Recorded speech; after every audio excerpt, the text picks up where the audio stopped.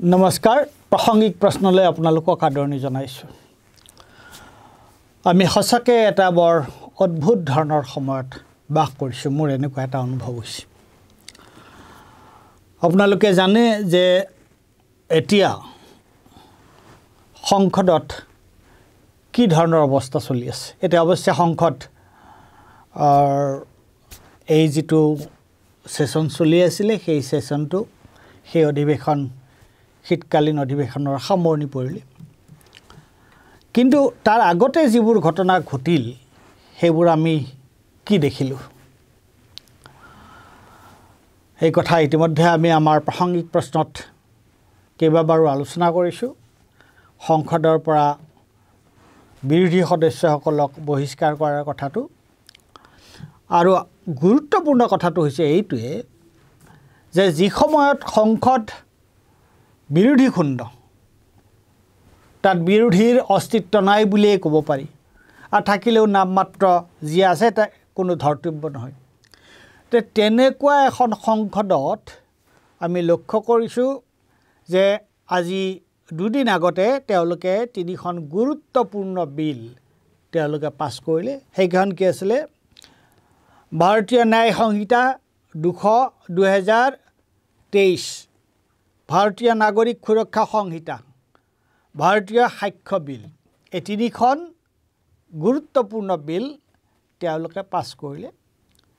কোনো আলোচনা নাই কোনো বিতৰ্ক নাই তেওঁলোকৰ নিজৰ ধৰণে পাছ কৰিলে তাৰ পিছত কালি আৰু এখন গুৰুত্বপূৰ্ণ বিল তেওঁলোকে পাছ কৰিলে সেইখন হৈছে কি ইলেকশ্যন কমিশনাৰ্ছ এপইণ্টমেণ্ট বিল অৰ্থাৎ নিৰ্বাচনী আয়ুক্ত মুখ্য নিৰ্বাচনী আয়ুক্তকে আদি কৰি অন্য যি দুগৰাকী নিৰ্বাচনী আয়ুক্ত আছে তেওঁলোকক কি পদ্ধতিৰে কেনেকুৱা ধৰণে তেওঁলোকৰ নিৰ্বাচন কৰা হ'ব বা তেওঁলোকৰ নিযুক্তি দিয়া প্ৰক্ৰিয়াটো কি ধৰণৰ হ'ব এইটোক লৈ আলোচনা হ'ল ইয়াৰ আগতে আমি প্ৰাসংগিক প্ৰশ্নতে উত্থাপন কৰিছিলো সমগ্ৰ দেশত এই কথাটো বিষয়টো চৰ্চা হৈছিল হেতু হৈছিল যে 3 মাৰ্চ 2023 দিনা উচ্চতম ন্যায়ালয়ৰ এখন 5জনীয়া সাংবিধানিক বিচাৰপীঠে এটা ৰায় দিছিলে আৰু সেই ৰায়টো কি আছিল সেই ৰায়টো আছিল যে নিৰ্বাচনী আয়ুক্তসকল অৰ্থাৎ মুখ্য নিৰ্বাচনী আয়ুক্ত চিফ ইলেকশ্যন কমিশনাৰ আৰু যি দুজন কমিশনাৰ আছে ইলেকশ্যন কমিশনৰ তিনিজন কমিশনাৰ থাকে এজন চিফ ইলেকশ্যন কমিশনাৰ আৰু তাত তেওঁ সহায় কৰিব গ'লে আৰু দুজন থাকে তাত সেই ৰায়টোত 3 মাৰ্চৰ ৰায়টোত এটো স্পষ্ট কৰি দিছিলে সুপ্ৰিম কোৰ্টে উচ্চতম ন্যায়ালয়ে যে এখন উচ্চ ক্ষমতা সম্পন্ন কমিটিয়ে নিৰ্বাচনী আয়ুক্তসকলক নিয়োগ কৰিব লাগে আৰু সেই কমিটিখনত ভাৰতৰ প্ৰধানমন্ত্ৰী বিৰোধী দলৰ দলপতি আৰু উচ্চতম ন্যায়ালয়ৰ মুখ্য ন্যায়াধীশ তাত সদস্য হিচাপে থাকিব লাগে তাৰ উদ্দেশ্যটো এইটোৱে আছিল যে নিৰ্বাচন আমাৰ যিটো ৰাজনৈতিক যিটো প্ৰক্ৰিয়া নিৰ্বাচন আমাৰ ৰাজনৈতিক যিটো ব্যৱস্থা তাত নিৰ্বাচনৰ গুৰুত্বটো আটাইতকৈ বেছি কিয়নো সেই নিৰ্বাচনৰ যোগেদি যিটো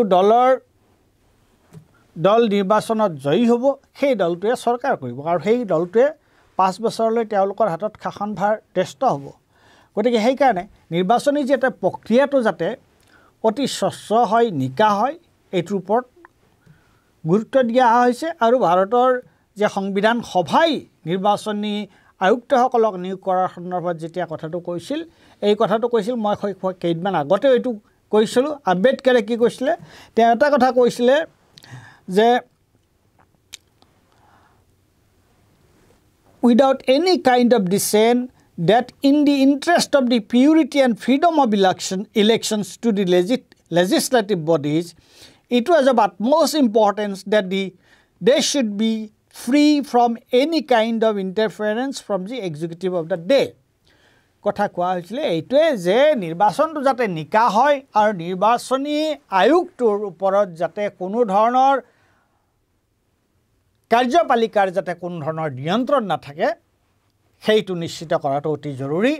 আৰু সেইকাৰণে উচ্চতম ন্যায়ালয়ৰ সেই সাংবিধানিক বিচাৰপীঠে এই সিদ্ধান্তটো দিছিলে এই ৰায়টো দিছিলে যে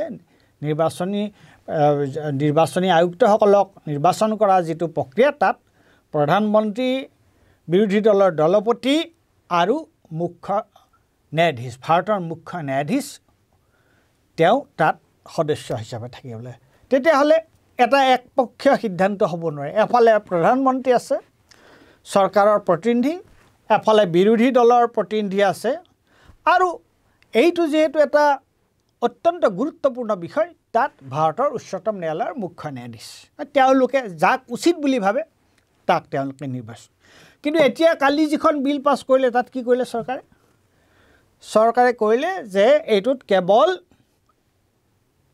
বিৰোধী দলপতি প্ৰধানমন্ত্ৰী আৰু কেজন কেবিনেট মিনিষ্টাৰ আৰু প্ৰধানমন্ত্ৰী মানে দুজন হৈয়ে গ'ল চৰকাৰৰ পক্ষে থকা দুজন ব্যক্তি হৈয়ে গ'ল তাৰমানে পাল্লাখন বেলেঞ্চটো ইতিমধ্যে ইম্বেলেঞ্চ হ'লেই তেতিয়াহ'লে এনেকুৱা এটা কমিটিয়ে যিসকল নিৰ্বাচনী আয়ুক্তক নিৰ্বাচন কৰিব তেওঁলোকে দেশকৈ তেওঁলোকে শাসনাধিষ্ঠ দলৰ পক্ষে তেওঁলোকে মতামত দিব শাসনাধিষ্ঠ দলৰ পক্ষে তেওঁলোকে সকলো কাম যাতে তেওঁলোকে ৰুলিং পাৰ্টি যিয়ে তেওঁলোকক এপইণ্টমেণ্ট দিছে তেওঁলোকৰ ফেভাৰত তেওঁলোকৰ পক্ষে যাতে তেওঁলোকে কামবোৰ কৰে সেইটো চিন্তা কৰিব আৰু সেইটো আমাৰ গণতন্ত্ৰৰ কাৰণে কেনেকুৱা এটা বিপজ্জনক কথা হ'ব পাৰে আৰু দেশৰ সৰ্বোচ্চ ন্যায়ালয় উচ্চতম ন্যায়ালয়ে ক'লে যে এইটো প্ৰক্ৰিয়াৰ যোগেদিহে কৰিব লাগে আৰু চৰকাৰে ভাৰতীয় জনতা পাৰ্টিৰ চৰকাৰে সেইটো কেনচেল কৰি সেইটো নস্যাৎ কৰি তেওঁলোকে দুজন প্ৰধানমন্ত্ৰী আৰু কেবিনেট মন্ত্ৰী আৰু বিৰোধী দলপতি বিৰোধী দলপতি থকা নথকাৰ কোনো অৰ্থ নাই কিয়নো দুজন মানুহে মেজৰিটি সংখ্যাগৰিষ্ঠ অপিনিয়নটো তেওঁলোকৰে হ'ব এতিয়া প্ৰশ্নটো হৈছে এই যেটো প্ৰক্ৰিয়া এই যে যি ধৰণৰ আৰু এনেকুৱা ধৰণৰ আইনবোৰ পাছ কৰিছে কেতিয়া এইখন আইন কেতিয়া পাছ কৰিলে য'ত বিৰোধী খণ্ড এটা সংসদত তে আপোনালোকে ভাবিছোঁ এনেকুৱা দেশৰ আমাৰ যিটো ৰাজনৈতিক প্ৰক্ৰিয়াৰ দ্বাৰা দেশখন পৰিচালিত হৈ আছে সেই ৰাজনৈতিক প্ৰক্ৰিয়াত মই আকৌ কৈছোঁ আটাইতকৈ গুৰুত্বপূৰ্ণ ভূমিকাটো হ'ল নিৰ্বাচনী আয়োগৰ আৰু নিৰ্বাচনী আয়োগটো যদি চৰকাৰে নিজৰ পকেটত ভৰাই থয় তেতিয়াহ'লে নিৰ্বাচন স্বচ্ছ আৰু নিকা নিৰ্বাচনৰ কথাটো কোৱাৰ কোনো অৰ্থ নাই গতিকে এই যিটো লাইনত বস্তুবোৰ গৈ আছে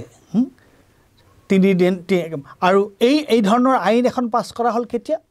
যেতিয়া সংসদত বিৰোধী ৰাজনৈতিক দলবিলাকৰ সদস্য তাত নাই এমপিবোৰ তাত নাছিলেই প্ৰায়ভাগেই নাই বিৰোধী শূন্য সংসদ তাত তেনেহ'লে এইটো কি হৈছে এইটো আমাৰ গণতন্ত্ৰৰ নামত এইটো এটা ভেকু ভাওনা হয়নে নহয় মই বিজেপি বা চৰকাৰৰ যিসকল বিৰোধী তেওঁলোকৰ কথা কোৱা নাই এই চৰকাৰৰ সমৰ্থনত থকা এই চৰকাৰখনক সমৰ্থন কৰা যিসকল লোক আছে তেওঁলোকে কি ভাবে এই কথাত এইটো এটা দেশকৈ এটা গণতান্ত্ৰিক পৰম্পৰাৰ বিৰোধী কথা হয় নে নহয় তেওঁলোকে কি ভাবে গতিকে মোৰ কথা এইটোৱে যে দেশখন কি এটা দিশত গৈ আছে এইটো কথা ভাবিলে কিন্তু ভয় লগা এটা অৱস্থা হৈছে অৱশ্যে এটা ভাল কথা হৈছে যে উচ্চতম ন্যায়ালয়ৰ এজন অতি বিশিষ্ট অধিবক্তা আৰু মানৱ অধিকাৰৰ ওপৰত অতি গুৰুত্ব দিয়া বা মানৱ অধিকাৰৰ ভংগ কৰা যিবোৰ মোকৰ্দমা সেই মোকৰ্দমাবিলাকত তেওঁ এটা গুৰুত্বপূৰ্ণ ভূমিকা লোৱা প্ৰশান্ত ভূষণে কালি কৈছে যে এই যিটো চৰকাৰে যিখন আইন আনিলে নিৰ্বাচনী আয়ুক্ত নিয়োগ কৰা চৰকাৰে যিখন আইন আনিলে সেই আইনখনক উচ্চতম ন্যায়ালয়ত প্ৰত্যাহ্বান জনোৱা হ'ব উচ্চতম ন্যায়ালয়ত এইকাৰণে প্ৰত্যাহ্বানজনক হ'ব যে উচ্চতম ন্যায়ালয়ৰ যিটো ৰায় উচ্চতম ন্যায়ালয়ে 30 মাৰ্চৰ দিনা 2023 চনৰ 30 মাৰ্চৰ দিনা উচ্চতম ন্যায়ালয়ে যি ৰায় দিছিল নিৰ্বাচনী আয়ুক্ত গঠন কৰাৰ কাৰণে যিটো প্ৰক্ৰিয়াৰ দ্বাৰা নিৰ্বাচনী আয়ুক্ত গঠন কৰিব লাগে বুলি যি ৰায়দান কৰিছিল 5জনীয়া বিচাৰপীঠে সেই ৰায় সম্পূৰ্ণৰূপে নস্যাৎ কৰি অস্বীকাৰ কৰি চৰকাৰে গাৰ জোৰেৰে গাৰ বলেৰে তেওঁলোকে এইখন আইন আনিলে যিখন আইন মতে 3জনীয়া কমিটিত উচ্চতম ন্যায়ালয়ৰ মুখ্য ন্যায়াধীশ তাৰ সদস্য নহয় গতিকে সকলোবোৰ কাম আৰু এই আইনখন আনিছে মই আকৌ কৈছোঁ আকৌ দোহাৰিছোঁ যে এই আইনখন আনিছে কেতিয়া যেতিয়া তেওঁলোকে প্ৰায় আটাইবোৰ বিৰোধী সদস্যক সংসদৰ পৰা বহিষ্কাৰ কৰিছে এইবোৰ কিন্তু গণতন্ত্ৰৰ কাৰণে আমাৰ ভাৰতবৰ্ষৰ গণতন্ত্ৰৰ কাৰণে আমাৰ ভাৰতবৰ্ষৰ আমাৰ দেশখনৰ কাৰণে এইবোৰ কিন্তু কিছুমান ভয়াবহ আগজাননী আৰু এইবোৰ কথা আমি যদি অৱজ্ঞা কৰোঁ এইবোৰ দেখি শুনিও যদি আমি নিৰ্লিপ্ত হৈ থাকোঁ সেইটোৱে কিন্তু এসময়ত আমাৰ যি ব্যক্তিগত স্বাধীনতা আমাৰ যি বাক স্বাধীনতা তাৰ ওপৰতো কিন্তু এইবিলাকৰ প্ৰভাৱ এটা পৰিবই আৰু ইতিমধ্যে পৰিছে আৰু বাক স্বাধীনতা নহয় বাক স্বাধীনতা মানে আমাৰ জীৱন জীৱিকাৰ যিটো প্ৰশ্ন সেইবিলাকৰ ওপৰতো ইয়াৰ প্ৰভাৱ পৰিব গতিকে আমি সজাগ সচেতন মানুহে যদি এই ধৰণৰ কথাবোৰৰ বিৰোধিতা নকৰে সেইটো কিন্তু দেশৰ কাৰণে সমাজৰ কাৰণে বৰ ভাল লগা কথা নহয় বৰ ভাল কথা নহয় শুভ লক্ষণ নহয় এটাই কেৱল চিলভাৰ লাইনিং এটা ভাল কথা হৈছে যে বচন ভূষণে কৈছে যে এইখন আইন